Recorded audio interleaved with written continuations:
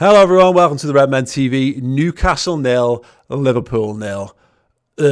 Liverpool missing out on an opportunity to further extend the lead at the top of the Premier League, and obviously inevitably therefore make Manchester United fans rub their hands together with glee as though they're actually in a title race. I hope that doesn't come back to haunt me in a few months' time. Whatever.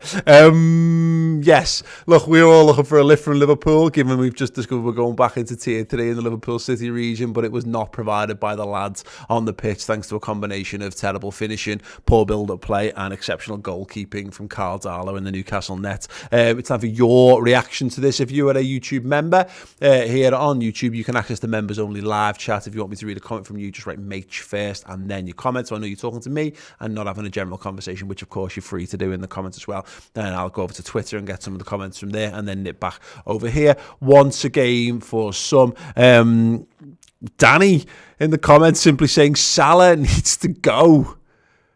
What? Okay. MJS LFC said, mate, we look laboured in possession and lack pace in our passes. Do you think it's fatigue from a strange season and all the injuries not allowing the team to gel and start firing on all cylinders? That's an interesting question, and it's interesting. I think there's a degree of which we've adapted our style away from home a little bit. I don't think we're as gung-ho. I don't think we play as flat out. I think we try to play a little bit more counter-attacking in this game.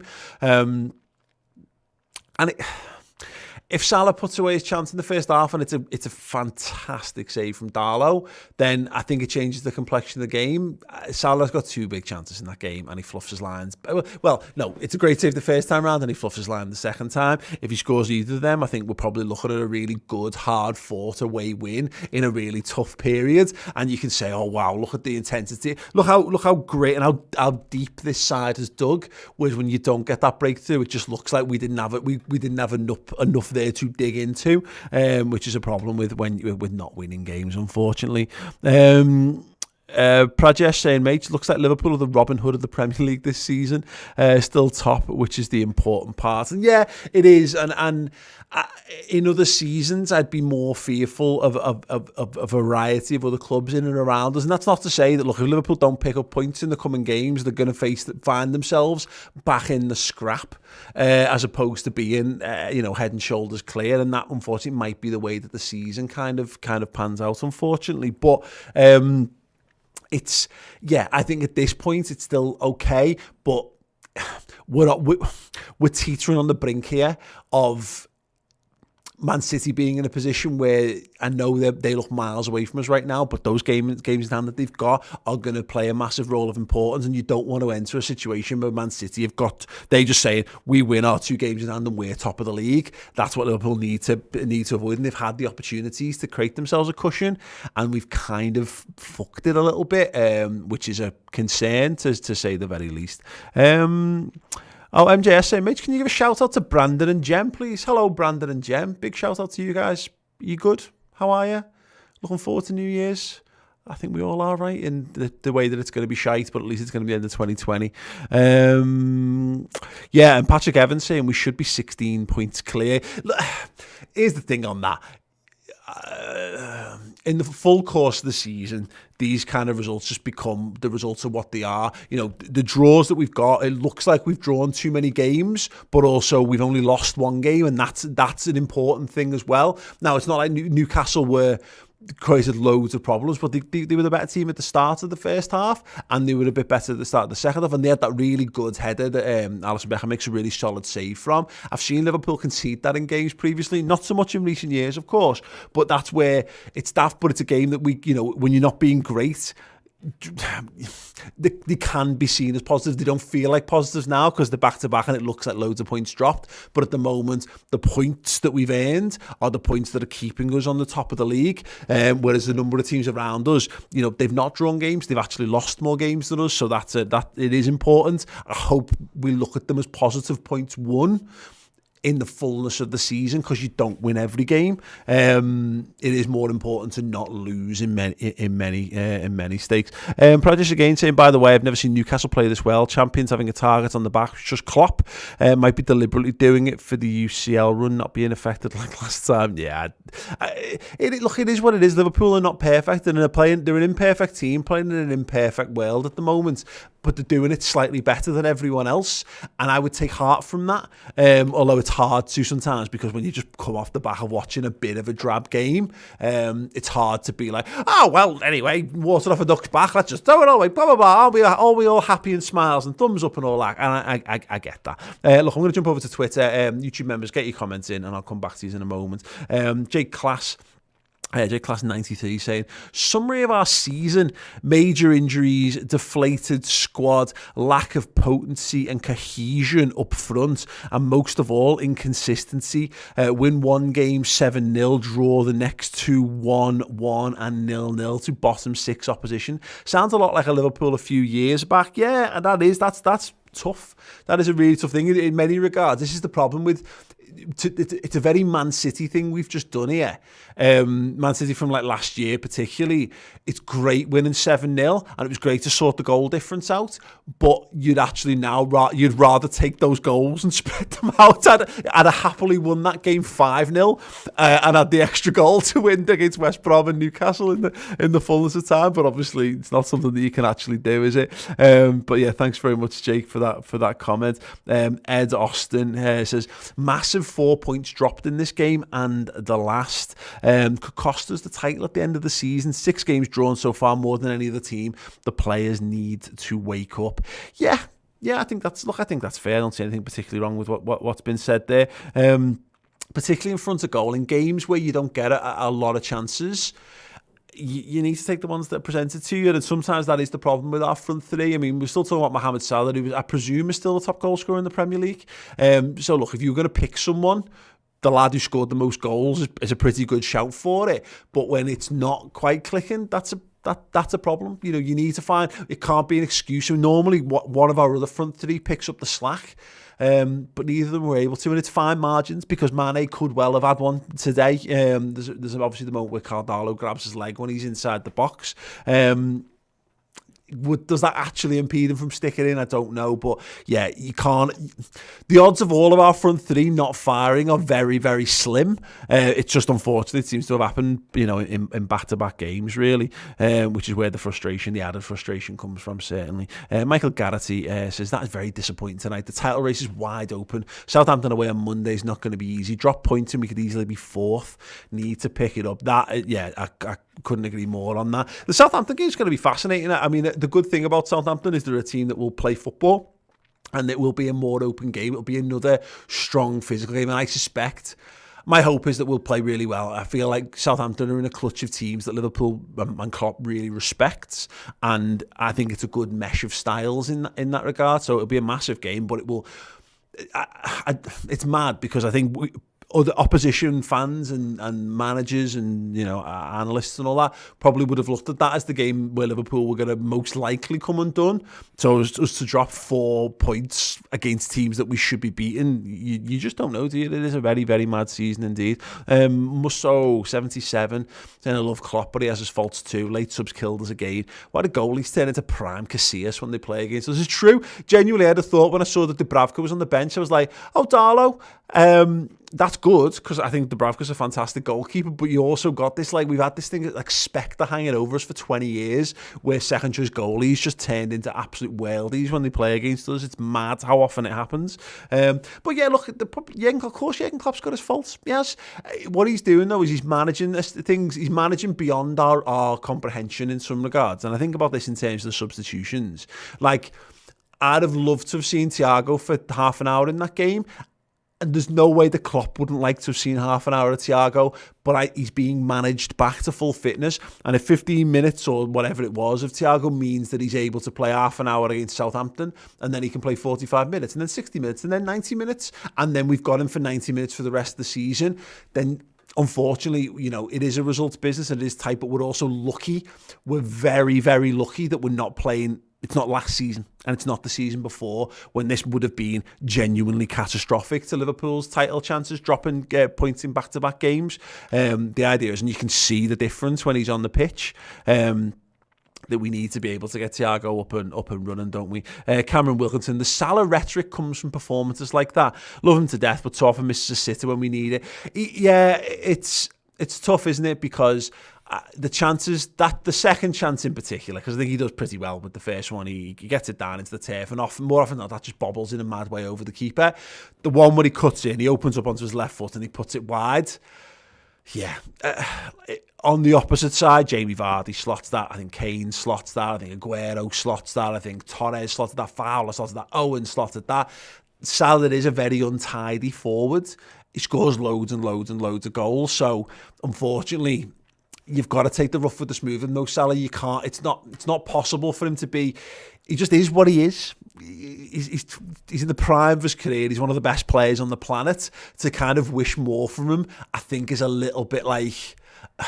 I use this analogy a lot of the time, but it's like having a Ferrari and wishing that you'd had it be, like it had Bluetooth capabilities from the stereo instead of being a CD player.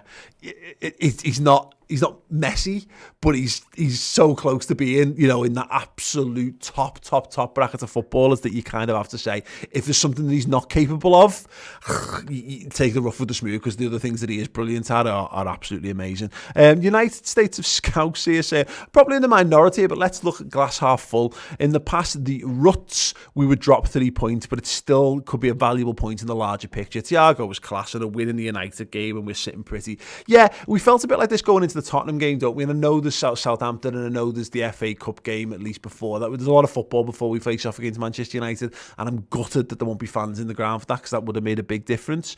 But, you're dead right. It does feel... Our understanding of football comes from our experience of football, and more often than not, in most of our years of supporting Liverpool, unless you only became a Liverpool fan 3 years ago, when you recognise this feeling of us having disappointing draws, it was normally when we were in battles to finish between 4th and 5th.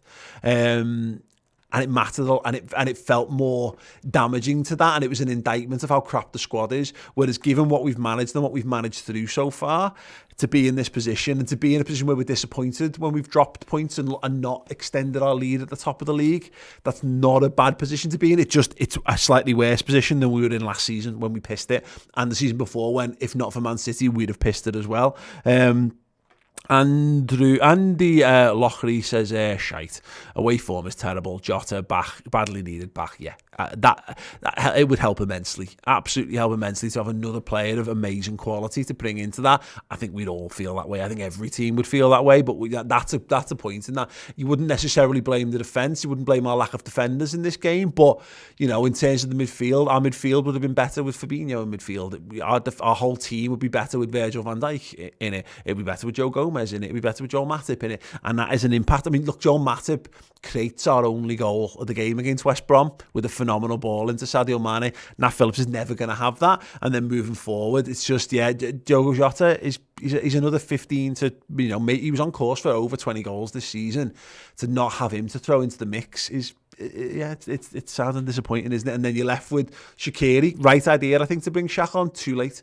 He's given Mo Salah a chance to do it, because it makes sense. You're weakening our front three by taking Salah off, let's be honest.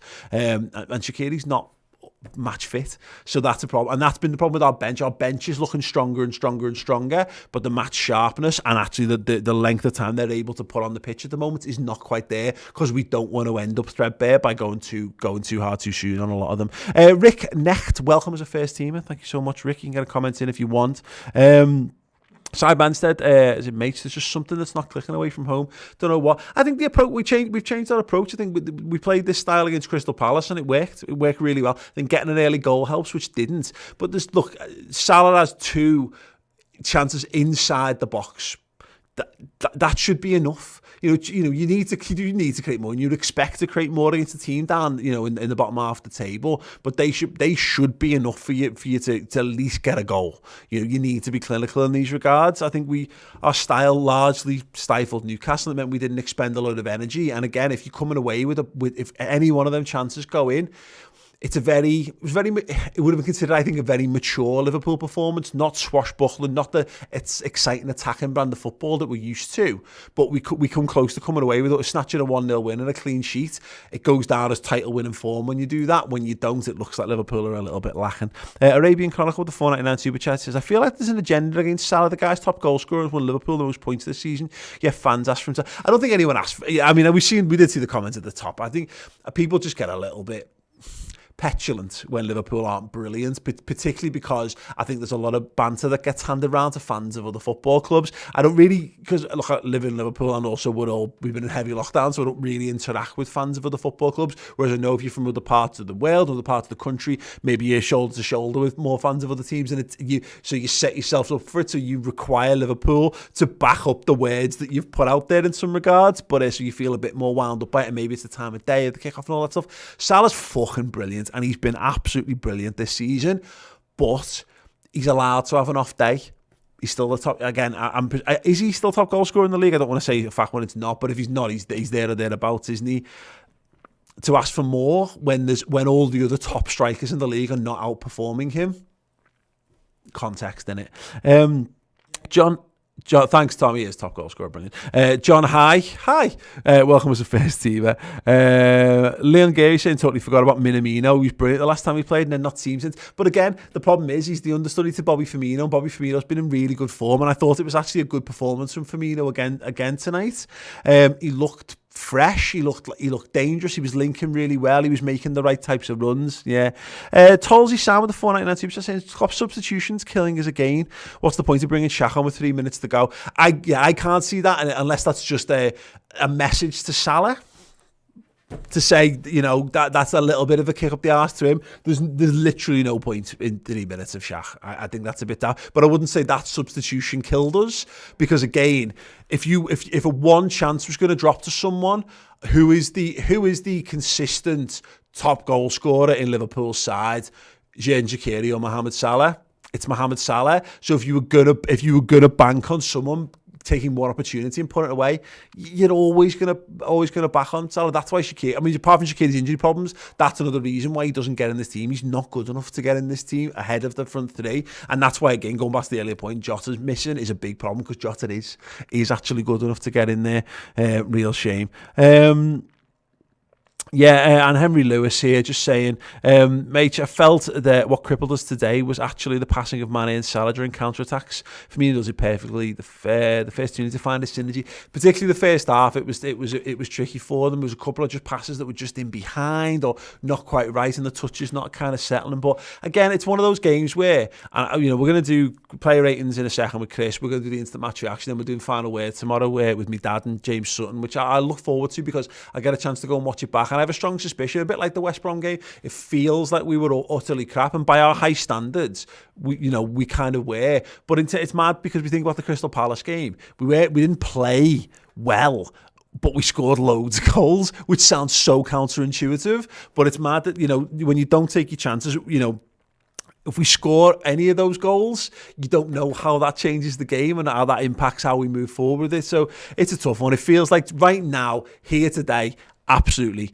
disappointing, annoying, plenty of reasons to be a bit cross with the performance, and it feels like 2 points drop in addition to 2 points dropped against West Brom.